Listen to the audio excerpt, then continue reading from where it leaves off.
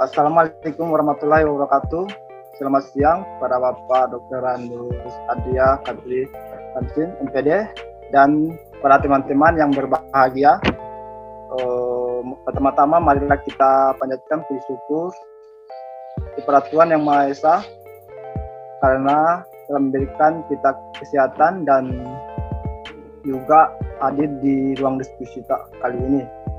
Adapun topik yang kami bahas kali ini yang mengenai paragraf yang beranggotakan saya sendiri sebagai moderator, Tri Putri Anggawa Rizky Ulfa Aini di Ranti Oktari.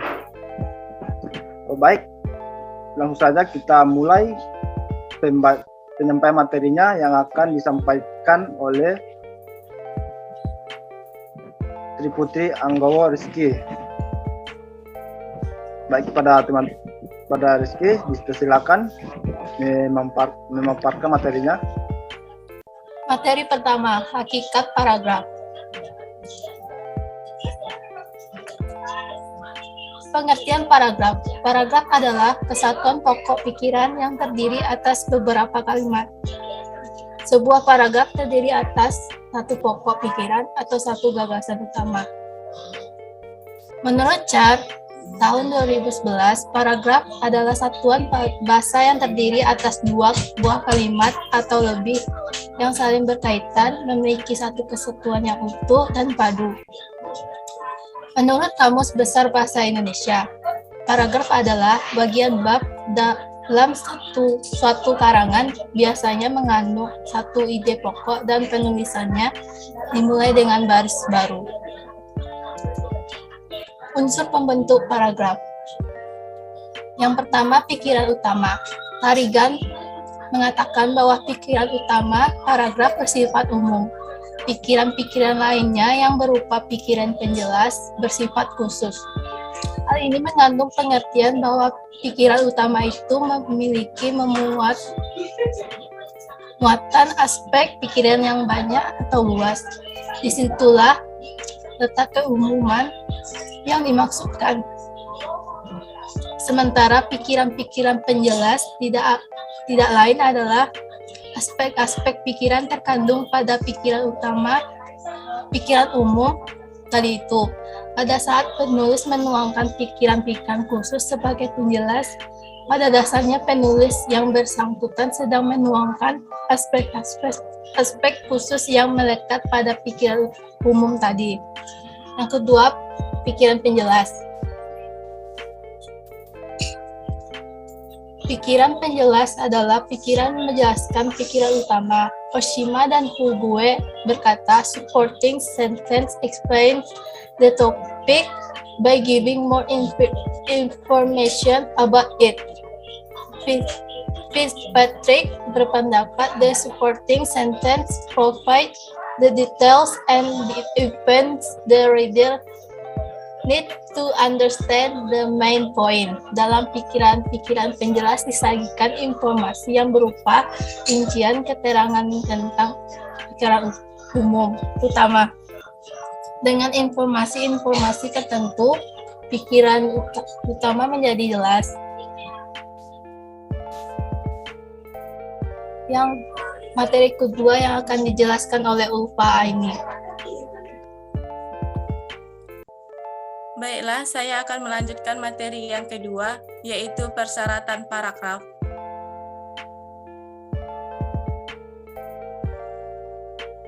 Paragraf yang baik merupakan paragraf yang dapat menyampaikan pikiran dengan baik kepada pembaca. Adapun syarat-syarat paragraf, yakni harus mempunyai yang pertama kesatuan paragraf.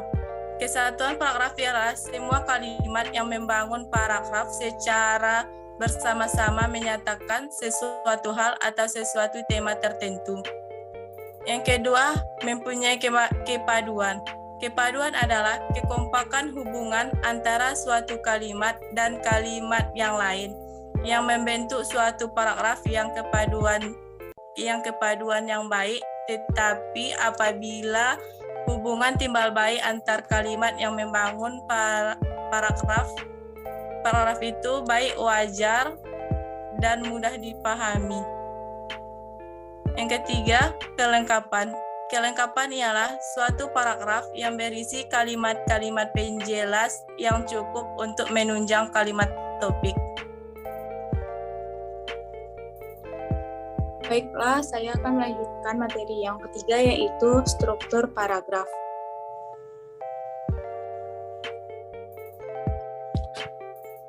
Mendapatkan banyaknya unsur dan urutan unsur-unsur yang membangun paragraf. Struktur paragraf dapat dikelompokkan menjadi 8 kemungkinan, yaitu paragraf terdiri atas transisi kalimat, kalimat topik, kalimat pengembang, dan kalimat penegas. Yang kedua yaitu paragraf terdiri atas transisi berupa kata, kalimat topik, kalimat pengembang, dan kalimat penegas. Paragraf terdiri atas kalimat topik, kalimat pengembang, dan kalimat penegas. Yang ketiga yaitu paragraf terdiri atas transisi berupa kata, kalimat topik, dan kalimat pengembang. Yang keempat, paragraf terdiri atas transisi berupa kalimat, kalimat topik, kalimat pengembang. Yang kelima yaitu paragraf terdiri atas kalimat topik dan kalimat pengembang. Yang keenam, paragraf terdiri atas kalimat pengembang dan kalimat topik. Selanjutnya yang keempat yaitu jenis paragraf. Berdasarkan letak gagasan utama, paragraf dibedakan menjadi paragraf deduktif, induktif, deduktif-induktif, dan ineratif. Berikut adalah penjelasan jenis-jenis paragraf tersebut beserta contohnya. Yang pertama yaitu paragraf deduktif. Paragraf deduktif adalah paragraf pegagasan utamanya terletak di kalimat awal paragraf, sedangkan kalimat setelahnya merupakan penjelas untuk mendukung gagasan utama. Gagasan utama atau ide pokok biasanya berupa pernyataan umum. Yang kedua yaitu paragraf induktif, yaitu berlawanan dengan paragraf deduktif. Gagasan utama paragraf induktif berada di akhir kalimat dalam paragraf. Paragraf ini diawal dengan penyebutan peristiwa khusus atau penjelasan yang berfungsi mendukung gagasan utama. Ciri lain yang menandai kalimat induktif adalah penggunaan konjungsi jadi, akhirnya, akibatnya. Yang ketiga yaitu paragraf deduktif. Deduktif-induktif, di mana paragraf deduktif-induktif disebut juga campuran.